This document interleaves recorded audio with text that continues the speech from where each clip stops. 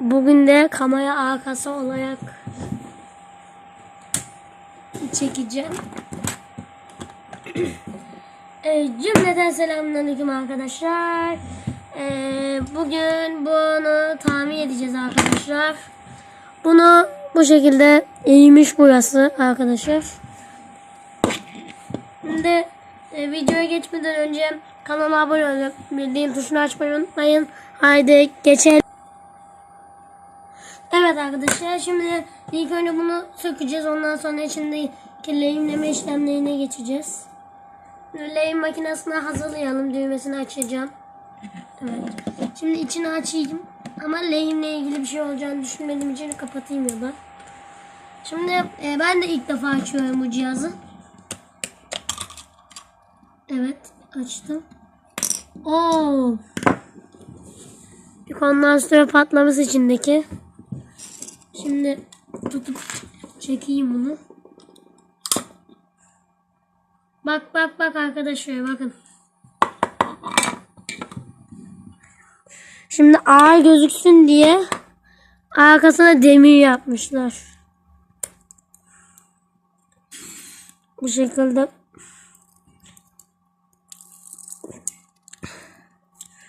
O demir bir blok. Yani.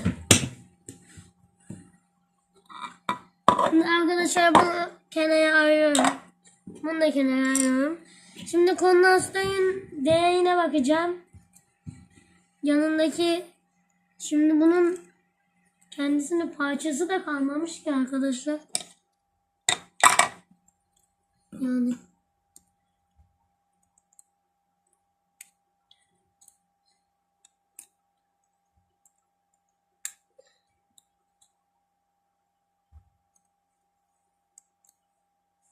Evet. 10 volt 470 ohmluk bir kondansatör gerekiyor. Şimdi ilk önce eski kondansatörümüzü sökeceğim. Ve öbür diyotları da kontrol edeceğim. Yani neden patlamış olabilir? Şurada da bir yanık var. Burası da yanmış. Lehimini bile sökmüş, yani lehim bile eğmiş, o kadar çok yanmış ki yani. İyi ki zamanında fark etmişiz bunu. Azıcık lehim ekleyeceğim ki kola daha kolay sökülebilsin diye.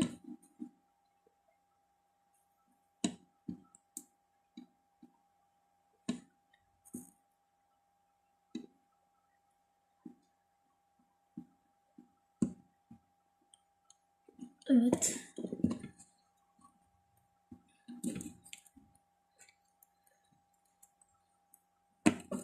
Şimdi eski kondansatörü sökeceğim. Ve bir tane kağıt alıp kağıtın üstünden aynı kondansatöre takacağım. Bir dakika. Bunu cımbızla sökeceğim çünkü ısınacağı için elim yanacak. Ben bunu bir türlü sökemedim niyeyse ya.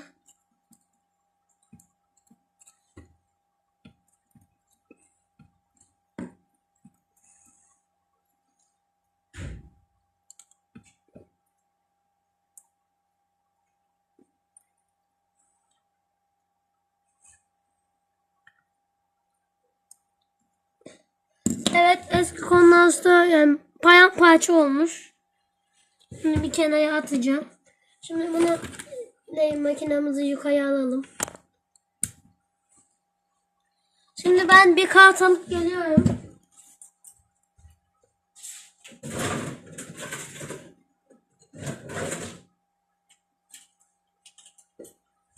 Kocaman tüplü TV'lerden söktüğüm kağıtı getirdim. Şimdi bir tane aynı kondansatörden bulacağım. Şu dikkatimi çekti.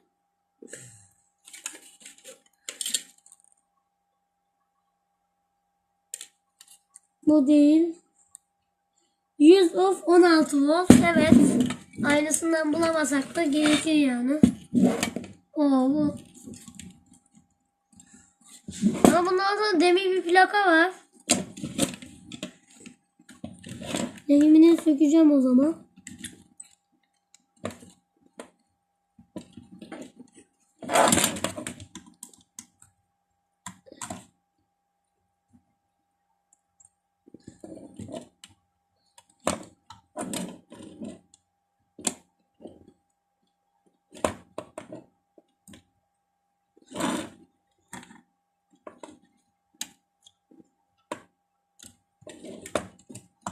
Ve sonuncuyu da açtım.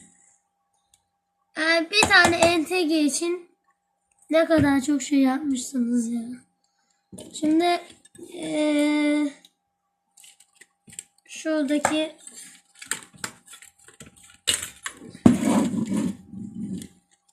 Yusuf 16 volt'u sökeceğim.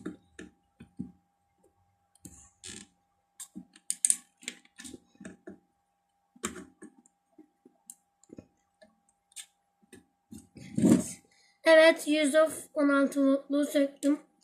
Şimdi bu devreyi ben yerine koyup geliyorum.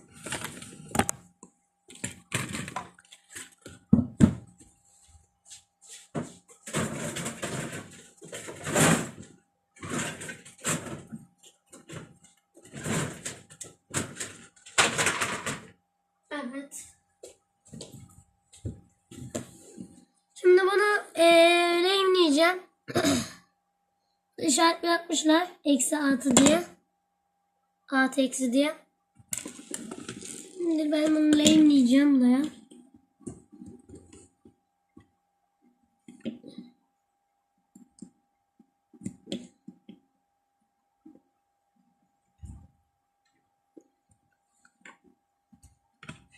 Bunu şimdi şey yapacağım.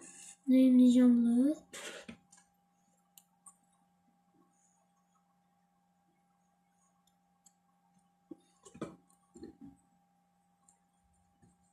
Lehimledim. Şöyle oldu. Şimdi kutusunu geri toplayacağız. Yok, toplamayacağız. Şuradaki lehimleyi tazeleyeceğim. Tüm devredeki lehimleyi tazeleyeceğim.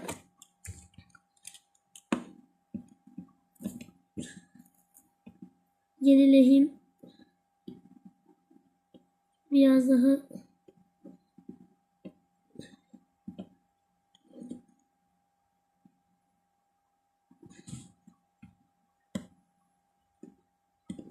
Şimdi minik pinlere geldiğimiz için ince 0.8 milimlik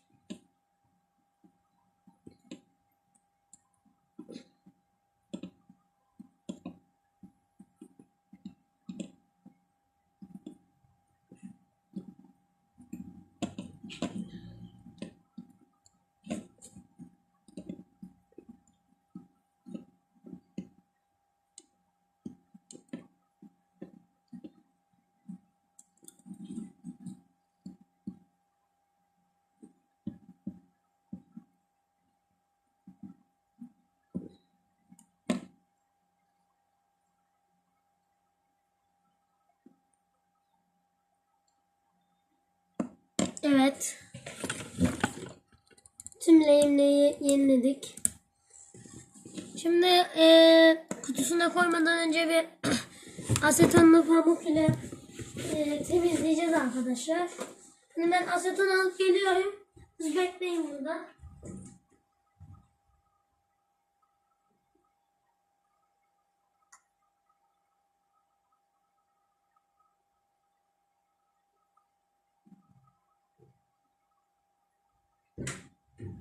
Evet, geldim arkadaşlar.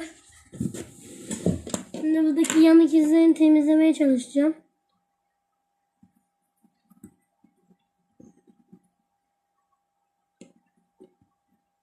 İşlemiş olduğu için pek temizleyemem ama deneyeceğim.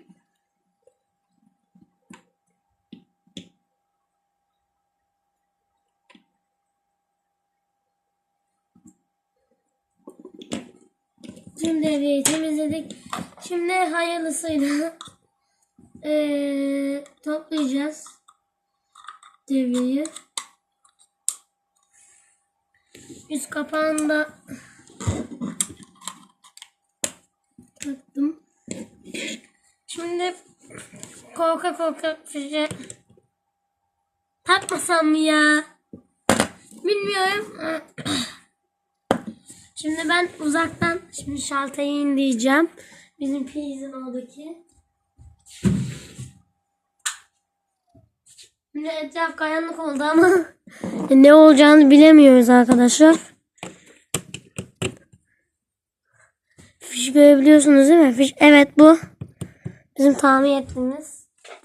Ben şimdi uzaktan açacağım. Patlarsa da o da patlasın.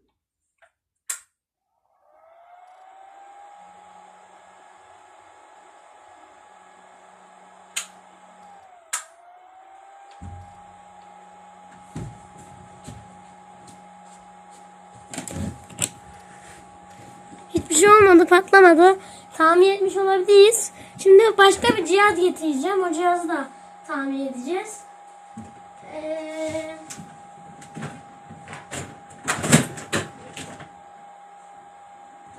O cihaz masanın üstünde ya.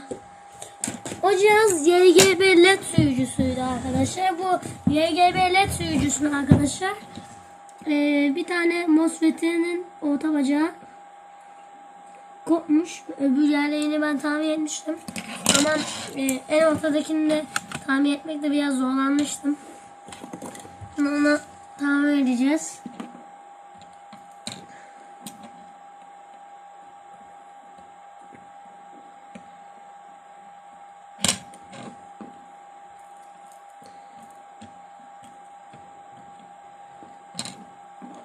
Arkadaşlar bu çok pis olduğu için şimdi asetonla temizleyeceğim. Yok, olmuyor.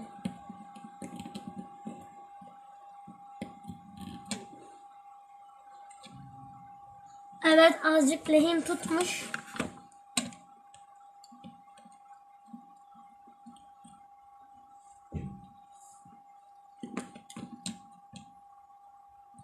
Evet.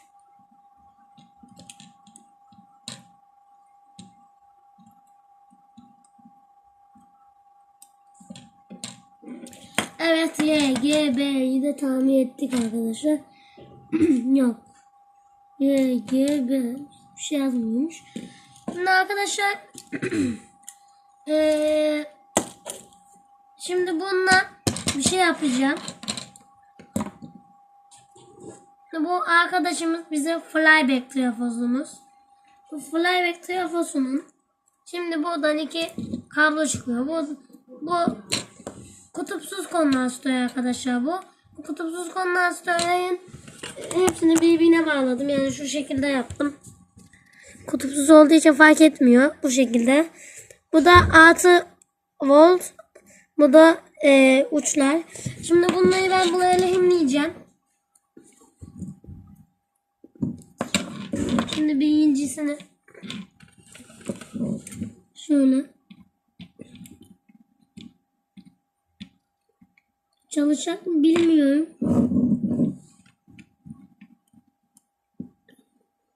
Normalde bir MOSFET'e bağlamamız lazımdı bunu ama ben MOSFET'e bağlamayı tercih etmedim.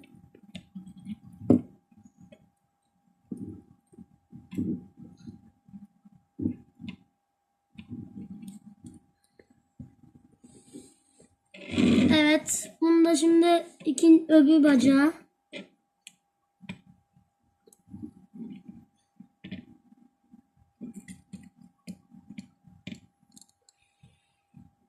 Evet. Şimdi bir deneyeceğiz. Bu altı kutbu çalışırsa ben kadrana sokacağım cihazı. İlk önce bir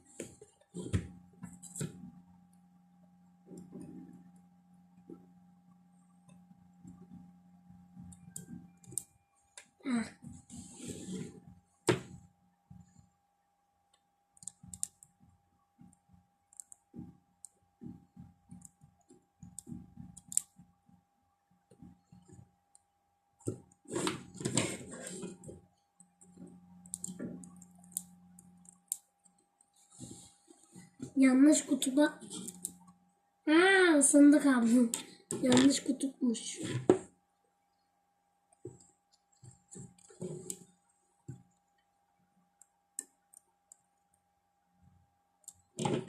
Sistemi bozduk galiba. Çalışmıyor çünkü. Bu cihaz bozulmuş galiba.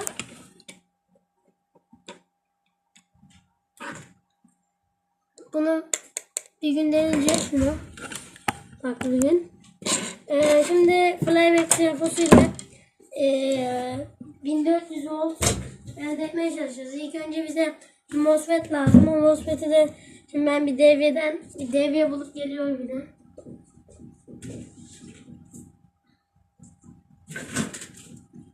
Şimdi hangi devreyi alsak? Bu devrede MOSFET yok.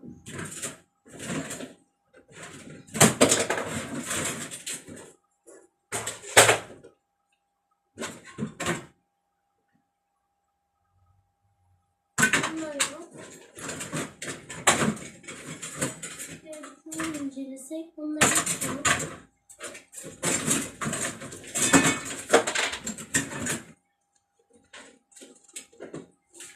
Galiba bugün yapamayacağız bu işlemi. Ama farklı bir gün MOSFET alırsam MOSFET ile yapacağız bunu.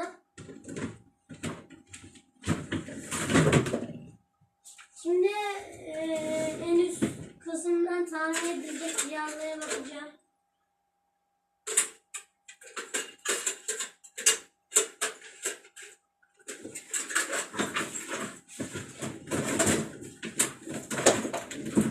Şuna bakalım, bunda yok.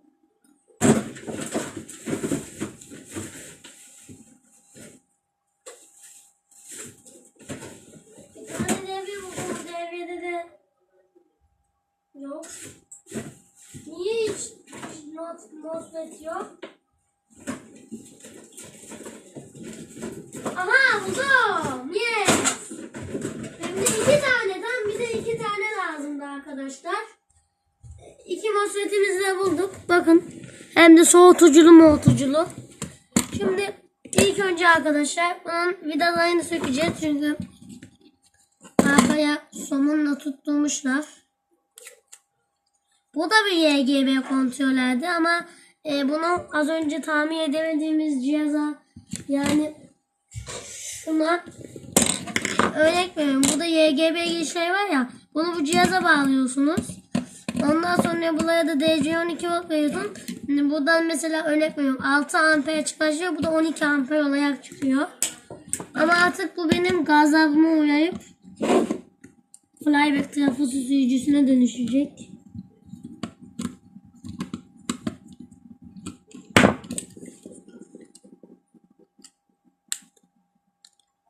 Şimdi bunları lehimleyerek hemen ayaklara zarar vermeden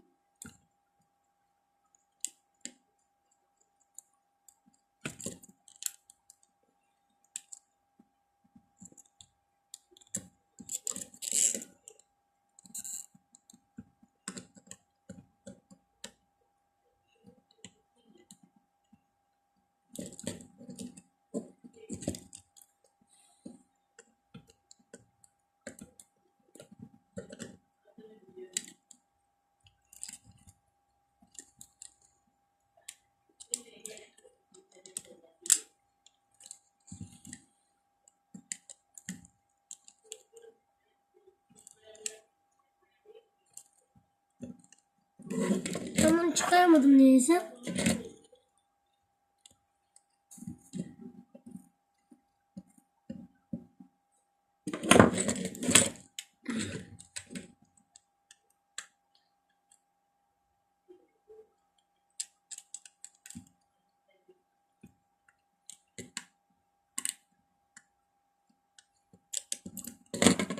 Evet. MOSFET'lerin bacakları çok uzun olduğu için bu bize çok da güzel bir avantaj sağlayacaktır. Şimdi bunları ben toplayacağım. Bu videoyu çok uzattık. Bunu ben ikinci partta tamamlayacağım. yani ikinci parti çekeceğim. Ben bunu ikinci parti çekmeden önce tamamlayacağım.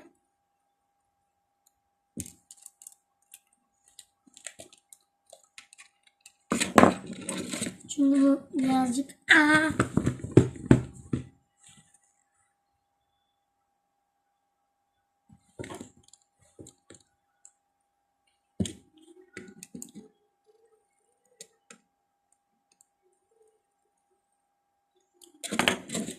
koşmaya mı geldik, yürümeye mi geldik?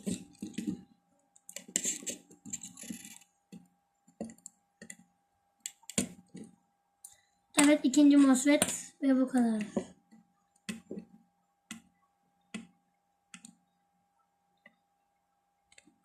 Bu lehime de sana harcadığım lehim hayam olsun deyip şöyle bulatıyoruz. Şimdi ben bunları halledeceğim. İkinci partide görüşürüz. İkinci parti ben uzun zaman sonra çekeceğim. Çünkü işlerim var bazı. O işlerimi halledersem daha kısa sürede gelecek. Görüşürüz.